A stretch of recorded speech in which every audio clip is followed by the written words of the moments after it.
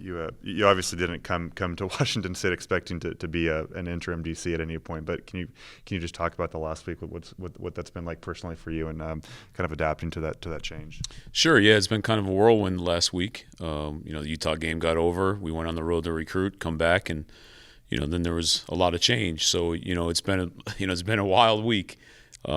Just putting everything together, getting everybody together, trying to figure out what our guys do best and what they're going to do best on game day and what the best situation is for us in the box and on the field and communication and things like that. It's been nice. I mean, it's been probably better than you would think it would went. I've been doing it a long time, 14 years as a coordinator, so it's just a matter of getting back into the routine and time management and getting everybody on the same page and reassigning some things. So it's been okay. I mean, our guys are working together great. I think our staff is unified. I think our players are fired up to play another game and get out there and prove that they're better than they've shown. And it's been a good week.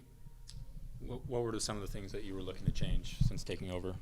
Well, I don't want to really get into all that because then, what we're doing bad before, what we're doing good now, and, schematically, you don't really want to talk about that. It's to our advantage right now for people to not know exactly what we're going to do. But I think what we had to do was find out what our guys are going to do the best, get it to be simple enough for them to execute and do it fast, and multiple enough where we can still, cause problems schematically on game day.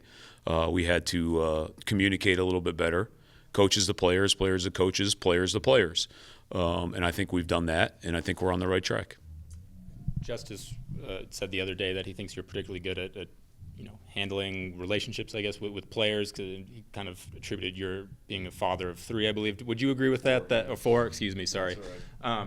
Would you agree with that experience has helped you in your coaching career? I can't help but think it has. I mean, I think you change when you're a father. I think the way you look at players maybe changes a little bit. I know I coach the hell out of my four boys at home, and they probably get sick of it, when they start uppercutting at the ball or not following through on their throws. Or we can go all day on that, but no, I think that's definitely going to be something as a coach that you grow when you have kids of your own, and how you want them to be treated when they go play college football or baseball or whatever it is. So you kind of treat your kids here the same way.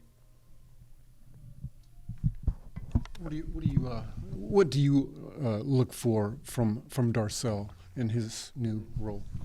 Yeah, well, I think not only Darcel, but Jeff and Kendrick and Matt and the GAs and QCs, I think we're all in this together. It's not me and Darcel, it's all of us together. So it's not who's right, it's what's right. So everybody has an opinion in the room. We'll listen to it, we'll make the right decision, and we'll all be together when we walk out of that room. And I think that's the great thing about our staff. There's not a lot of egos in that room, and but with Darcel, I mean, the guy's played a lot of football, played in the NFL, played for some great coaches, has some great ideas. Just like Jeff Kendrick's been a coordinator, Jeff's been around the block a while, and Matt's a good football coach. So we have a lot of ideas in there, and it's just trying to decide what's going to be best for our group. There's one less body in the mix. Is that something you feel or you don't feel? Are you willful? If I had been at the Power 5 level my whole life, it might be somewhat of an issue, but I'm used to not having any help at all and doing everything being a one-man band, So I don't think it's been an issue at all. So it's been fine. Business as usual as far as I'm concerned with how I've done it in the past. Coach Leach talked about wanting to simplify things, but what's kind of the effort to do that? What exactly goes into doing that on game day? Simplifying things? Well, that starts with meetings. It starts with practice. It starts with your install, how you're teaching things, what your adjustments are to different motions and formations. And, I think we streamlined some things that we did some things in the past that we streamlined it just to try to make it easier for the guys. Whether it's one little eliminating a term, eliminating a word, changing something completely, we've tried to do that. And I think it's been good so far. Now we have to go out and play. So practice only goes so far, but it's been good so far. What does ASU show you on film with a freshman quarterback, but they also have a pretty dynamic running back and some good receivers? Yeah, they have a great offense. They have some great players. I cannot believe he's a freshman. He does not play like a freshman. Can throw the ball, can run the ball, dangerous scrambling. Great player. Going to be a very, very good player in the future. He's only going to get better.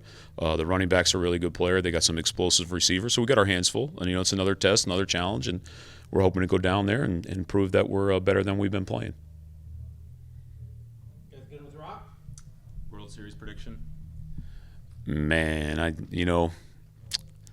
got to go with the Yankees, but I'm scared to death the Astros are going. The Astros are the best team in baseball right now. It pains me to say that, but that's the truth. So, But the Yankees will win.